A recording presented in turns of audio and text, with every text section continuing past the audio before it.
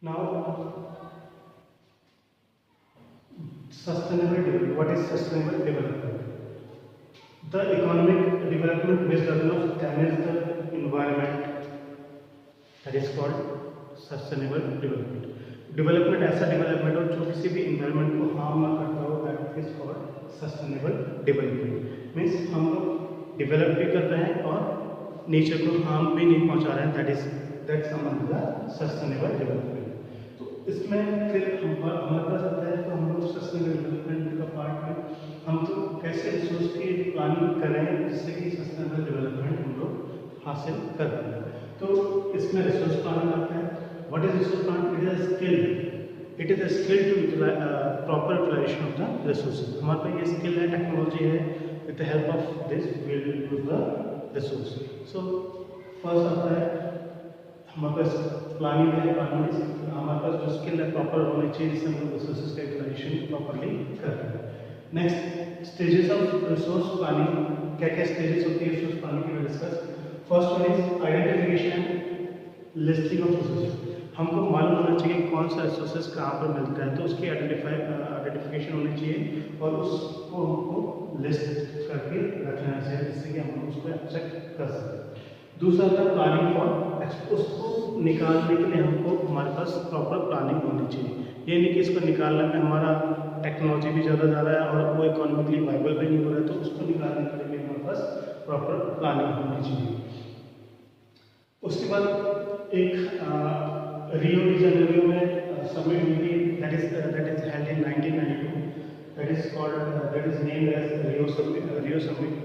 Brazil में ये summit हुई थी। It is known as agenda 21। तो ऑलमोस्ट वर्ल्ड की 100 जो कंट्रीज थी उसमें इसमें पार्टिसिपेट 100 कंट्रीज ने इसमें पार्टिसिपेट किया था और उन्होंने मिल के एक 21 एजेंडास निकाले थे जो एजेंडा 21 के नाम से जाने जाते हैं। उन्होंने बेसिकली इसमें क्या था, एक तो सस्टेनेबल डेवलपमेंट में ज़्यादा जोर दिया था, दूसरा पॉवर्टी में ज़्यादा जोर दिया था, तीसरा हमारी एजुकेशन। ये जो मेन, वैसे तो 21 एजेंडा थे लेकिन जो मेन जो मोटिव था उसका, तो ये एजेंडा 21 के अंतर्गत आता है। एजुकेशन थी, पॉवर्टी थी और सस्टेनेबल डेवलपमेंट था। कैसे हम जो डेवलप को सस्टेन करते हुए चले ताकि ये चीज़ें future will use future generation will also use that resources. ठीक है, ये रिसोर्सेज हम तक सीमित ना हो, फ्यूचर जनरेशन भी इसको यूटिलाइज कर पाए। तो इसको हम लोग ने एजेंडा 21 में डिस्कस किया था। समिट इज हेल्ड इन रियो और इसको रियो समिट के नाम से भी जाना जाता है। एजेंडा 21 दैट इज हेल्ड इन 1990। अब इम्पोर्टेंस क्या है, प्लानिंग क्यों इम्पोर्टेंट है हमारे लिए? इसके लिए it is very necessary to balance the development. हम अपनी कंट्री में एक डेवलपमेंट को बैलेंस वे में स्टार्ट कर सकें। अब देखो हमारे पास we have resources, water resource, sorry we have solar resource and wind resource in Rajasthan, Gujarat. जो हमारा जो ईस्ट जो वेस्ट साइड की जो बेल्ट है, गुजरात के ऊपर राजस्थान आ गया, राजस्थान से पंजाब आ गया, तो इस बेल्ट में हमारे पास सोलर के लिए काफ़ी ज़्यादा चांसेस हैं और विंड के लिए काफ़ी ज़्यादा चांसेस हैं। तो ये जो एरिया हमारे पास आता है it is rich in solar energy के लिए रिच है और दूसरा ये रिच है किसके लिए, विंड एनर्जी के लिए यूज। तो इसको हम लोग, अब ये एरिया आपको मालूम है, इस एरिया में वाटर बहुत कम है, मतलब वाटर इस एरिया में बहुत कम है पाया जाता है। तो ये रिसोर्सेज, वाटर रिसोर्सेज के मामले में बिल्कुल नहीं है। अगर वहीं दूसरी तरफ हम लोग ईस्ट में चले जाएं, ईस्ट में अरुणाचल प्रदेश की बात कर लें, Arunachal Pradesh is very rich in water resources. तो हम लोग क्या करेंगे, जो चीज़ जहाँ पर है उसको वहीं पर डेवलप करके दूसरे जगह पर उसको लाएंगे। तो दैट इज कॉल्ड, ऐसे हमको प्लानिंग करनी चाहिए। तो इससे क्या है, इम्पोर्टेंस जो है प्रॉपर प्लानिंग होती है उससे राजस्थान में पानी पहुंच जाएगा और जो राजस्थान की रिसोर्सेज है वो अरुणाचल में भी पहुंच जाएगा। और हमको जो प्लानिंग में जो मेन प्लानिंग जो करते समय हमको we have to avoid the over usages of resources. हमको ज़्यादा यूज़ नहीं करना चाहिए, जितने हमको चाहिए रिसोर्सेज हमको उतने ही यूज चाहिए। और उसमें हमको ये ध्यान रखना चाहिए पानी के टाइम में कि इससे इन्वायरमेंट को कोई भी फर्क ना पड़े। अगर if we are using we are affecting that resource and environment is day by day polluted, so that doesn't make the sounds, that doesn't look sounds।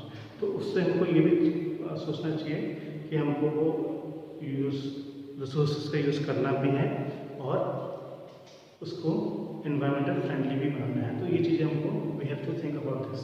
Next हो जाता है हमको we do not have to over utilization of resources. Over utilization resources का नहीं करना चाहिए। हमको जितनी ज़रूरत है उतना ही हमको यूटिलाइज करना चाहिए, अदरवाइज हमारी फ्यूचर जनरेशन क्या हो जाएंगी, वो इन रिसोर्सेज का यूटिलाइज नहीं कर सकते। अब ना रिसोर्स कंजर्वेशन, रिसोर्स कंजर्वेशन की बात आती है। कुछ हमारे पास रिसोर्स होते हैं नॉन रिन्यूएबल रिसोर्सेज आते हैं एंड कुछ हमारे पास रिसोर्सेज आते हैं जो नॉन रिन्यूएबल रिसोर्सेज हैं, एग्जॉस्ट होते हैं, कुछ टाइम बाद उनको ख़त्म हो जाना होता है। तो अगर हम लोग उनको कंजर्व करते हुए चलेंगे, जैसे पेट्रोलियम प्रोडक्ट है, कुछ टाइम बाद इनका जो है टर्म ख़त्म हो जाएगा तो वो हमारे पास एज इट इज़ नहीं रहेंगे। तो हमको इसको अभी से कंजर्व करते हुए चलना चाहिए ताकि फ्यूचर जनरेशन है इसका भी यूटिलाइज कर सके। क्योंकि हमको मालूम है कि जो फॉसिल फ्यूल से जो हमारा जो फ्यूल बनता है तो उसको मिलियंस ऑफ ईयर्स बनते हैं बनने में, तो उसको हम लोग को कंजर्व करते हुए चलना है ताकि फ्यूचर जनरेशन भी इसका यूज़ कर सके। नेक्स्ट आता है हमारा conservation of resource help us to reduce wastage. और कंजर्वेशन का रिसोर्स वेस्टेज के रूप में भी काम करने में काम आएगा और ये हमारे पास नेशनल जो इकोनॉमी है उसमें भी प्रोग्रेस में डालता है। अगर हमने रिसोर्सेज का यूटिलाइज कम किया है तो उससे क्या होगा, या तो हम उस रिसोर्स का यूटिलाइज कर रहे हैं तो उसी के बदले में कोई रिसोर्सेज हम कहीं दूसरी जगह वो कर लें। जैसे we are talking about the all weather routes. All weather routes में लाखों lots of trees cut down, it means that is in lakhs. तो हमको क्या करना चाहिए, जितनी मात्रा में हमने पेड़ काटे हैं तो ये डेवलपमेंट भी एक नेसेसरी थिंग्स है, but what we have to sustain. अगर हमने सपोज 1 लाख पेड़ काटे हैं तो we have to grow 1 lakh पेड़ इन एनी अदर प्लेसेस। तो it create balance in the environment. तो हमको ये चीज़ें करते हुए चलनी चाहिए। दैट्स वाई हमको रिसोर्स यूटिलाइज भी करना है प्लस उसको कंजर्व करते हुए भी चलना है। तो these are comes under the resource. Next हमारे पास आता है Gandhi ji idea about the resource conservation. Gandhi ji बोलते हैं कि यहाँ पर सभी के लिए सब कुछ अवेलेबल है, this enough for everybody's need, but also he added that not for anybody's greed. किसी की लालच के लिए कुछ नहीं है, लेकिन रिसोर्सेज सभी के लिए हैं। Everybody has resources but not for anybody's greed. उसके बाद greedy and selfish individuals, greedy and selfish क्या ओवर यूटिलाइजेशन ऑफ रिसोर्सेज, उनका इफेक्ट क्या पड़ता है, हमारे जो इन्वायरमेंट है उसका जो बुरा इफेक्ट पड़ता है, जिससे आप लोग ने देखा होगा कि ग्लोबलाइजेशन का दौर है। ग्लोबलाइजेशन के दौर में ग्लोबल वार्मिंग बढ़ रही है, टेम्परेचर भी डे बाई डे इंक्रीज हो रहा है। इट मीन्स अगर इफ कंपेयर टू द 1980 से कंपेयर करें 1980 से 2020 में 40 साल में ऑलमोस्ट हमारे यहाँ का टेम्परेचर, हमारे जो रीजन है, हमारे रीजन का टेम्परेचर 1 डिग्री बढ़ चुका है। अगर यही टेम्परेचर होल्स की तरफ बढ़ा तो क्या होगा, धीरे धीरे बर्फ मेल्ट होगी। बर्फ मेल्ट होने से क्या होगा, जो आइलैंड के इलाके हैं वो क्या है, पानी में सबमर्ज हो जाएंगे, जिससे क्या होगा, वहाँ के लोगों को दिक्कतें आएंगी, सबमर्ज हो जाएंगे तो कहाँ जाएंगे। तो ये चीज़ें हैं। अब Gandhi ji against the mass production के अगेंस्ट थे। उनका कहना था कि mass production is replace by the production of masses.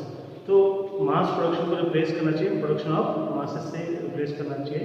ज़्यादा से ज़्यादा हम लोग क्या करें, मैन पावर का यूज़ करें, जिससे कि हम लोग धीरे धीरे, क्योंकि ऐसा है कि हम अगर मशीन्स का यूज़ करेंगे तो मशीन्स क्या है, कुछ जो टाइम पिंग काम होगा तो उसको जल्दी से जल्दी कर लेंगे। बट इफ हम उसी की जगह मासेस का यूज़ करेंगे तो वो क्या करेगा, उसका धीरे धीरे यूटिलाइजेशन में धीरे प्रॉपर यूटिलाइजेशन में धीरे धीरे होगा और प्लस उसको भी काम मिलेगा। तो ये गांधी जी का आइडिया था रिसोर्स कंजर्वेशन के ऊपर।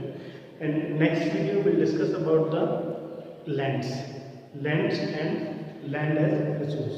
सो if you have any doubts in this particular video, so what you will do, you will personally call me or just you will check your on next week I'll take your live class. On that live class I will discuss all the doubts, whatever you have doubts in your mind, we'll discuss all these doubts in your